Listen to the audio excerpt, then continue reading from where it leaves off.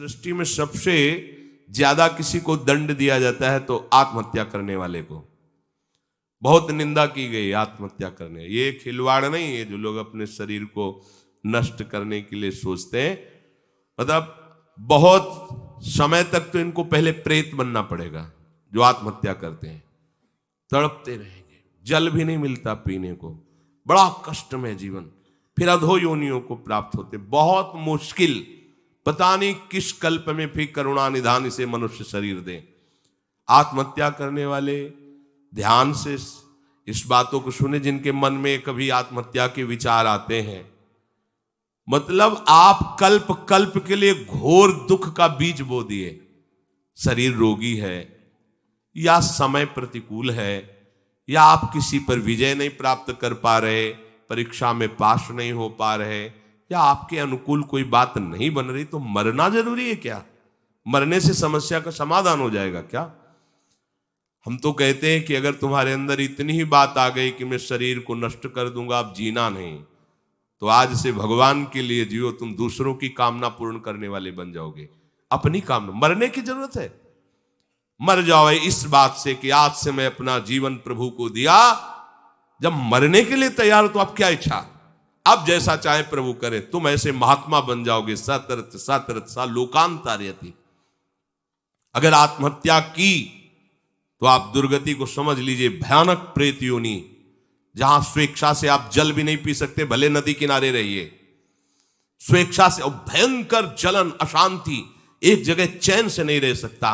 गोकर्ण जिसे अपनी स्थिति बताता है, धुंधकारी जो प्रेत योनि को प्राप्त है, भैया किसी तरह बचा लो, भयानक कष्ट में हो।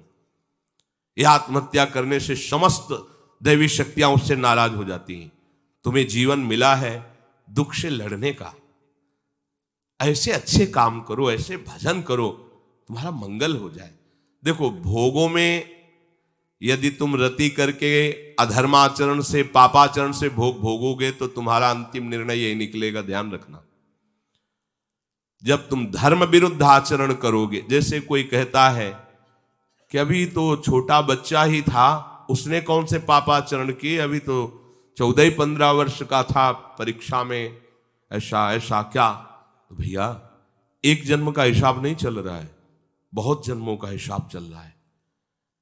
अगर उसके सुकृत काम करते तो माता पिता उसके ऐसे न मिलते कि उसको टॉर्चर करते, तभी तो ऊब गया जीवन से। अब किसको क्या कहें? तो हमें लगता है कि उसके दुष्कृतों के परिणाम स्वरूप ऐसा उसको वातावरण मिल जाता है कि कोई नहीं, तो आत्महत्या करने का उत्साह नहीं आना चाहिए।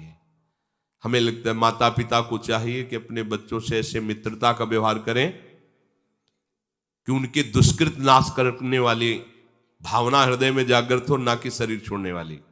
कोई बात नहीं, अगर इस बार फेल हो गए हो ना, हम तुम्हें और अच्छा ट्यूशन पढ़ाएंगे।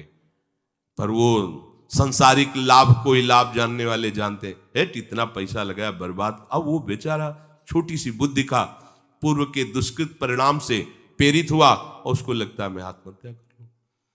किसानी में सफलता नहीं मिल, लगता है आत्महत्या कर लूं। पति अनुकूल नहीं मिला, लगता है आत्महत्या कर लूं। पत्नी अनुकूल नहीं मिली, बोले आत्महत्या। ये कोई निराकरण है तुम्हारी समस्या का? समस्या का निराकरण तो विवेक से होता है।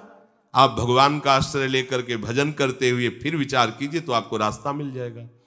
पर जो रास्ता देने वाले प्रभु है, उनसे तो आप विमुख हो चुके हैं, गंदे आचरण कर रहे हैं, मन में आध्यात्मिक शक्ति नहीं रह गई, बस वही निर्णय देने लगता है कि क्या करूं, इससे तो जीना ठीक नहीं है। मरने के बाद जो दुख है वो तुम झेल नहीं पाओगे। आत्महा न तरेत सा आत्म, शास्त्र में कई जगह लिखा है वो आत्महनन गति जाए, ऐसा कई जगह लिखा है। इसलिए जहां तक शब्द हमारे श्रवण इंद्रिय में पढ़ते हो तो लड़ना सीखो समस्या से, समस्या से हारना मत सीखो। समस्याएं तो आती रहेंगी, लेकिन तुम्हारा जो जीवन है बार बार नहीं मिलेगा। और नाम जप करोगे तो सबसे जीत जाओगे। नाम जप करोगे तो दूसरों को भी बचाने वाले बन जाओगे। नाम जप करोगे तो सही बात, तुम्हें कोई डिप्रेशन में डाल सके, आज तक ऐसी कोई समस्या पैदा नहीं हुई। आप नाम जप करके तो देखो। पर प्रभु से और प्रभु के नाम से आपका परिचय नहीं तो बस देहाभिमान में फूले घूमते हैं। जहां उस देहाभिमान में ठेस लगी तो लगा देह को नष्ट कर। अरे देह को नष्ट करना कोई समस्या का समाधान थोड़ी। प्रभु कह रहे हैं कि मनुष्य शरीर नौका है, गुरुदेव खेवैया है, और मैं अनुकूल वायु हूं, सुखपूर्वक भवसागर से तर जाओ। यदि ऐसा नहीं हुआ तो तुम आत्महा हो, तुम आत्महत्यारे हो। जब उपासक अगर ऐसा मान लेता है कि हम पूर्व जन्मों के पुण्यों के फल से इस संसार से मुक्त हो जाएंगे, तो असंभव। पहले ध्यान, पुण्य एक छोटी वस्तु है, संसार भयावह समुद्र है। ये केवल भगवत कृपा से, गुरु कृपा से पार हुआ जाता है, पुण्य बलों से नहीं।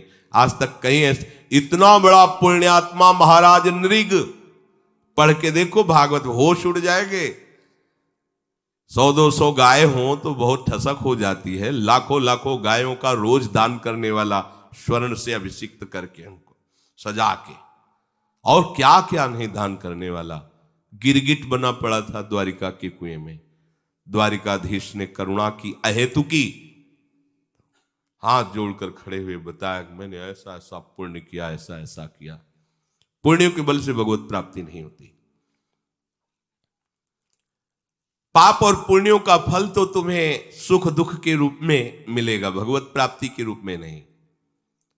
मनुष्य योनि, भगवत कृपा और नाम जप, इससे भगवत प्राप्ति होती है। बहुत बढ़िया कृपा है। जो आपके जीवन में आचरण हो रहे हैं वही अंतिम समय चिंतन में आएंगे।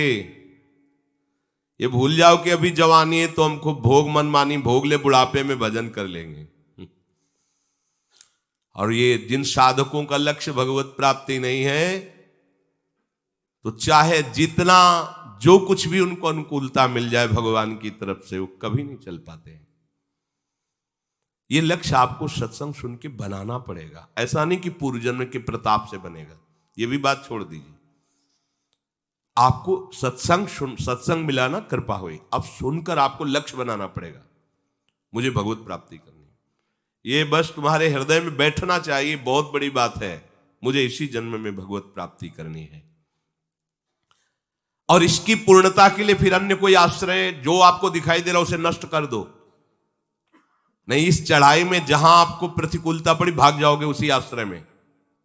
जब निवृत्ति मार्ग में कदम रख दिया तो 21 पीढ़ियां तरेंगी, माता पिता की बात क्या, पर लौट के पीछे नहीं देखना। निवृत्ति मार्ग को कहते हैं महाप्रस्थान पथ। महाराज युधिष्ठिर पांडव जब प्रस्थान पथ कर रहे हैं, पीछे से सूचना मिलती जा रही, सहदेव गिरे महाराज, हिमालय बर्फ बर्फ ही बर्फ। सहदेव गिरे, पीछे मुड़ के नहीं देखा। नकुल गिरे, द्रौपदी गिरी, महाराज अर्जुन गिरे, भीम भी गिरे, पीछे मुड़ के नहीं। महाप्रस्थान गति, इसमें पीछे मुड़ के नहीं देखा जाता। सब परम पद पे आरूढ़ होंगे, क्योंकि आप चल रहे हो। आपको छोड़ना होगा भगवान के ऊपर अपने परिवार के मोह को, रिश्ते नातों के संबंधों को। वो संभाल लेंगे, वो सबको संभालते हैं। प्रणत कुटुंब पाल रघुराई। और आपका चिंतन ऐसा हो कि प्रभु के सिवा कोई आपका चिंतन वाला नहीं रह गया, जिसका हम चिंतन कर सके, हो गई भगवत प्राप्ति। अगर जरा सा हमें कोई संबंध आश्रय मिलेगा तो भाग जाएगा मन, उसी का आश्रय ले लेगा। बहुत चिल्ला चिल्ला के कह रहे हैं, निवृत्ति मार्ग है, जहां आसपास से चोट पहुंची काम की, क्रोध की, वासनाओं की, और बाहर से कोई उसको रास्ता नहीं मिल रहा वासनाओं की पूर्ति का, फिर उसको ना गुरु अच्छे लगेंगे, ना शास्त्र अच्छा लगेगा, ना भगवान अच्छा लगेगा। कैसे, कहां जाऊं? घर वाले तो भले हमको भगा दे, लेकिन मौसी है वो हमें बहुत प्यार करती है, और भाग जाएगा मौसी के यहां लेकर के। फिर मौसी को लेकर मम्मी को बना लेगा, फिर वो परमार्थ चला जाएगा। ये हम एक नहीं सैकड़ों उदाहरण दे सकते हैं, ऐसे सैकड़ों उदाहरण हैं। इसलिए भाई, इस मार्ग में कदम रखने वाले उपासक को पीछे कदम रख सके, उस जगह को नष्ट कर देना चाहिए, संबंध को नष्ट कर देना चाहिए। ये अगर तुम्हारे अंदर चतुरता नहीं आई तो नहीं चल पाओगे, नहीं चल पाओगे, नहीं चल पाओगे। क्योंकि आगे तुम्हें ज्वाला दिखाई देगी, और उस ज्वाला में कदम वही रख सकता है, पीछे का रास्ता है नहीं, अगल बगल कोई रास्ता है नहीं। और जो भी ज्वाला में कदम रखेगा वो चंदन से भी शीतल होगी। पल इतनी भयावह है कि कदम वही रख सकता है जिसके पास अब कोई रास्ता नहीं रह गया, मरते का न करते, वो चल पाएगा। ये वो मार्ग है परमार्थ का।